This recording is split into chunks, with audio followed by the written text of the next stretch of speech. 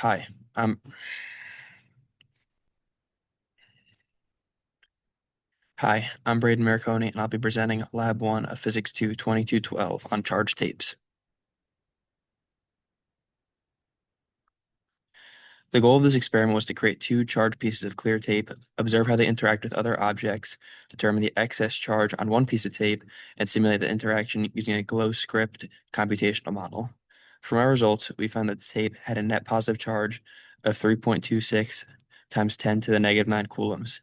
This corresponds to a deficiency of around 2.04 times 10 to the 10 electrons. These results show that even everyday materials can carry measurable electric charges. The materials we used were clear Scotch tape, a ruler, a flat desk, and two whiteboard erasers. This lab is based on three main physics concepts: Newton's second law, which relates to force to motion and helps describe equilibrium conditions. Coulomb's law explains the electric force between charged objects, and the gravitational force provides a reference force through the weight of the tape, which we use to compare against the electric force. To simplify our analysis, we made several assumptions. We treated each tape as a point charge located at its center, ignored air resistance, and assumed both tapes had equal charge. These assumptions allowed us to apply Coulomb's law cleanly in both calculations and in the computational model. First, we created U-tapes by stacking and peeling tape from a base tape. We repeated this process to make two U-tapes. Next, we observed the interaction between two U-tapes, between a U-tape and a charged plastic pen, and between a U-tape and a hand. We then suspended one U-tape at a fixed height and brought another U-tape underneath it to observe the motion and equilibrium position. When we brought two U-tapes together, they repelled, indicating they had the same type of charge. The tape was attracted to a hand due to the polarization of neutral objects in an electric field. The tape was strongly attracted to a plastic pen that had been rubbed on hair. Since rubbing transfers electrons to the pen, making it negatively charged, this confirmed that the U-tape was positively charged.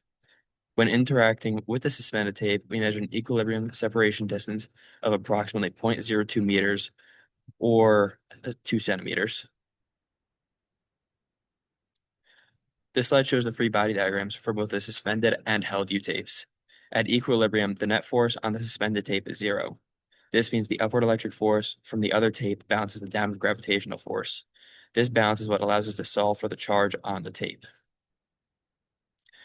For our initial conditions and calculations, we use the tape's dimensions and density. We calculated its mass and gravitational force at equilibrium.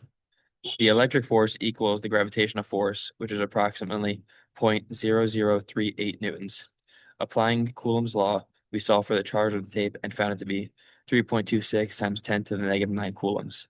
Dividing this by the elementary charge gave a loss of about 2.04 times 10 to the 10 electrons. Here we can see our computational model. We created a glow script computational model to visualize the system. The model calculates gravitational force charge on tape, excess electrons per atom, and electric field and force vectors. This simulation helped verify our analytical results and provided a clearer picture of the force interactions between the tapes. Discussion and source, or more specifically, sources of error. There were several possible sources of error in this experiment, including uneven charge distribution, loss of charge due to handling, inaccurate measurements of distance or tape dimensions, and rounding errors during calculations. Some of the conceptual questions that we have is that what would happen if electrons and protons had their charge swapped? In that case, the direction of electric fields would reverse, but the interactions would remain the same. The U-tapes would still repel each other, and the pen would still attract the tape. We also consider charge loss over time. Contact with hands and surrounding surfaces transfer electrons, slowly neutralizing tape and weakening electrostatic forces. Overall, this lab demonstrated that even simple materials like tape can be used to test Coulomb's law, quantify electric forces, and connect experimental observations to theory.